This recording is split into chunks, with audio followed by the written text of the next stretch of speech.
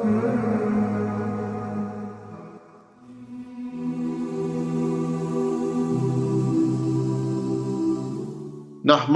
ونصلی علی رسولہ الکریم، اما بعد فاعوذ باللہ من الشیطان الرجیم، بسم اللہ الرحمن الرحیم۔ حضرت ابو قتادہ رضی اللہ تعالیٰ عنہ راوی ہیں کہ ایک مرتبہ سرور کائنات صلی اللہ علیہ وآلہ وسلم رات کو باہر نکلے تو حضرت ابو بکر صدیق رضی اللہ تعالیٰ عنہ کے پاس سے گزرے، جو نماز میں آہستہ آواز سے قرآن کریم پڑھ رہے تھے۔ پھر میرے آقا حضرت عمر رضی اللہ تعالیٰ عنہ کے پاس سے گزرے، جو نماز میں بلند آواز سے قرآن کریم پڑھ رہے تھے۔ ابو قتادہ رضی اللہ تعالیٰ عنہ فرماتے ہیں کہ جب صبح کو حضرت ابو بکر اور حضرت عمر رضی اللہ تعالیٰ عنہ دونوں رسول اللہ صلی اللہ علیہ وآلہ وسلم کی خدمت میں اکٹھے حاضر ہوئے تو رسول اللہ صلی اللہ علیہ وآلہ وسلم نے فرمایا کہ ابو بکر، آج کی رات ہم تمہارے پاس سے گزرے تو تم نماز میں پست آواز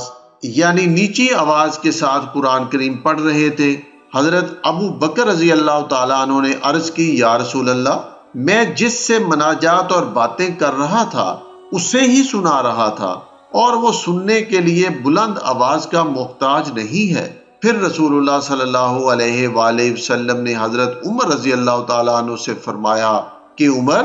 آج کی رات ہم تمہارے پاس سے بھی گزرے تھے، تم نماز میں با آواز بلند قرآن کریم پڑھ رہے تھے۔ حضرت عمر رضی اللہ تعالیٰ عنہ نے عرض کیا، یا رسول اللہ، میں با آواز بلند قرآن کریم پڑھ کر ان سوئے ہوئے لوگوں کو جگاتا تھا جو تہجد کے وقت اٹھنا تو چاہتے ہیں مگر نیند کے غلبے کی وجہ سے ان کی آنکھیں کھل نہیں پاتی، اور اس عمل سے شیطان کو بھگاتا تھا۔ رسول اللہ صلی اللہ علیہ وآلہ وسلم نے دونوں کی باتیں سن کر حضرت ابو بکر صدیق رضی اللہ تعالیٰ عنہ سے فرمایا کہ ابو بکر، تم اپنی آواز کو کچھ اور بلند کرو، اور حضرت عمر رضی اللہ تعالیٰ عنہ سے فرمایا کہ عمر، تم اپنی آواز کو پست کرو۔ یعنی اس طرح رسول اللہ صلی اللہ علیہ وآلہ وسلم نے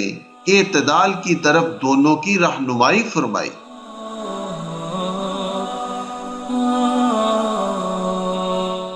حضرت ابو ذر رضی اللہ تعالیٰ عنہ فرماتے ہیں کہ ایک رات نماز تہجد میں سرور کائنات صلی اللہ علیہ وآلہ وسلم صبح تک کھڑے رہے اور یہ آیت پڑھتے رہے، اگر تو انہیں عذاب دے تو وہ تیرے ہی بندے ہیں، اگر تو انہیں بخش دے تو تو بڑا حکمت والا ہے۔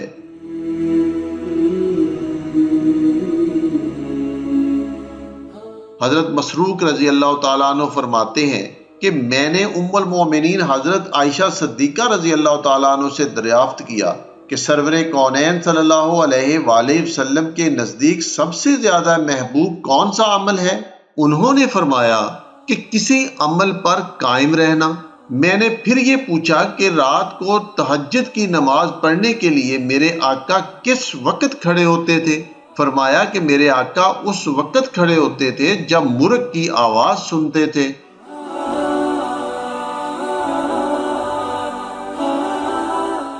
حضرت انس رضی اللہ تعالیٰ عنہ فرماتے ہیں کہ اگر ہم چاہتے کہ سرور کونین صلی اللہ علیہ وآلہ وسلم کو رات کے وقت نماز پڑھتے ہوئے دیکھیں تو میرے آقا کو نماز پڑھتے ہوئے ہی دیکھتے تھے، اور اگر یہ چاہتے کہ رسول اللہ صلی اللہ علیہ وآلہ وسلم کو سوتے ہوئے دیکھیں تو ہم آقا علیہ السلام کو سوتے ہوئے بھی دیکھ لیتے تھے۔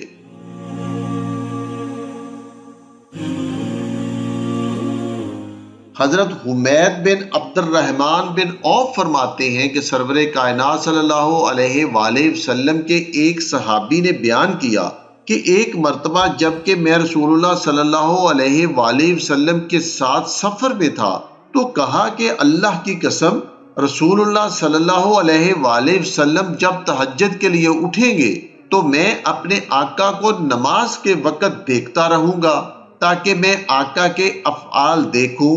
اور پھر اس کے مطابق عمل کروں۔ چنانچہ جب رسول اللہ صلی اللہ علیہ وآلہ وسلم نے عشاء کی نماز، جسے اس وقت عتمہ کہا جاتا تھا، پڑھ لی تو لیٹ گئے اور کچھ دیر آرام کیا۔ پھر میرے آقا بیدار ہوئے اور آسمان کی طرف نگاہ اٹھا کر سورۃ آل عمران کی کچھ آیات تلاوت فرمائی۔ پھر میرے آقا اپنے بستر کی طرف متوجہ ہوئے اور وہاں سے مسواک نکالی۔ اس کے بعد ایک برتن میں سے جو میرے آقا کے پاس رکھا ہوا تھا وضو کرنے یا مسواک تر کرنے کے لیے پیالہ میں پانی نکالا، پھر مسواک کرنے کے بعد کھڑے ہوئے، اور جب میرے آقا نے نماز پڑھ لی میں نے دل میں کہا کہ جتنی دیر آپ سوئے تھے اتنی ہی دیر اب میرے آقا نے نماز پڑھی۔ پھر میرے آقا لیٹ گئے اور میں نے اپنے دل میں کہا کہ جتنی دیر میرے آقا نے نماز پڑھی تھی اتنی ہی دیر وہ سوئے۔ پھر میرے آقا بیدار ہوئے اور جو کچھ پہلے کیا تھا وہی اب کیا،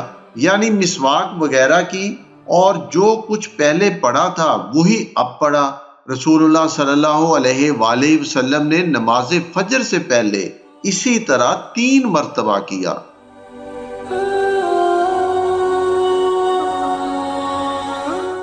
حضرت یعلا بن مملک کے بارے میں منقول ہے کہ انہوں نے ایک مرتبہ حضرت ام سلمہ سے رسول اللہ صلی اللہ علیہ وآلہ وسلم کی قرات اور نماز کے بارے میں پوچھا جو میرے آقا رات کو پڑھتے تھے۔ انہوں نے فرمایا کہ میرے آقا کی نماز اور قرات بیان کرنے سے تمہیں کیا حاصل ہوگا؟ تم میں اتنی قوت کہاں کہ میرے آقا کے برابر قرات کر سکو اور میرے آقا کی طرح نماز پڑھ سکو؟ اور اگر سننا ہی چاہتے ہو تو سنو کہ آپ نماز پڑھتے، پھر جتنی دیر تک میرے آقا نماز پڑھتے اتنی ہی دیر تک سوتے، پھر اٹھ کر اتنی ہی دیر تک نماز پڑھتے جتنی دیر تک سو چکے ہوتے، پھر جتنی دیر تک میرے آقا نماز پڑھتے اتنی ہی دیر تک سوتے، یہاں تک کہ یہ سلسلہ ساری رات جاری رہتا اور صبح ہو جاتی۔ اس کے بعد حضرت ام سلمہ نے میرے آقا کی قرات بیان کی۔